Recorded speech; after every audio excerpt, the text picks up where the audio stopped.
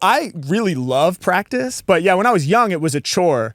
And I think when you first start out, to an extent, it might feel like a chore, because when I was playing violin, I really didn't want to practice. Granted, I was young, so I think that was a part of it too. You're a kid, you don't really want to like sit down in one place for a long time and have to do this really regimented thing. But also, I just wasn't good yet. I didn't have any skills, So when you first start out and you have no skills, then to practice can feel like a chore because there's no semblance of flow state. You're so far away from like getting to a place where you might actually be able to like hit some flow. And so that part just requires discipline where you kind of have to know where you're trying to go in the future and trust that it will be really valuable to get there. And then you just kind of have to discipline yourself and keep showing up, even though it feels like a chore, it feels like a drag, it feels like you're not any good. But I also think even pretty early on, you can create exercises that are intended to allow you to have flow state, in that like you create exercises that match your skill level. So even if all you can do is like I've shown before, like where you leave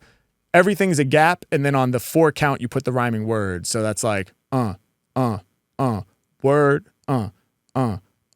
heard, hand, brand. Like if that's where you're at, just being able to, in real time, have 2 rhyming words that land on the 4 count of the bar, right? It's like the skeleton of a rhyming couplet, but with no content put into it. You could get into a flow doing that. It's like meditative, coffee, toffee.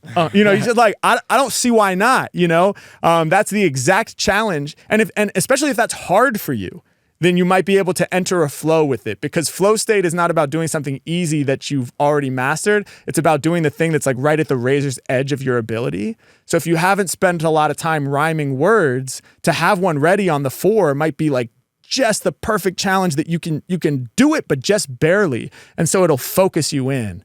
And so I think that's one way that we can make practice fun, is don't bite off more than you can chew. The surest way to make sure practice doesn't feel flowy and fun is to try to do something that's way outside of your ability. Then you're just like fucking up the whole time. You're like, I suck, It's like, okay, slow it down, make it easier, shave off more of it,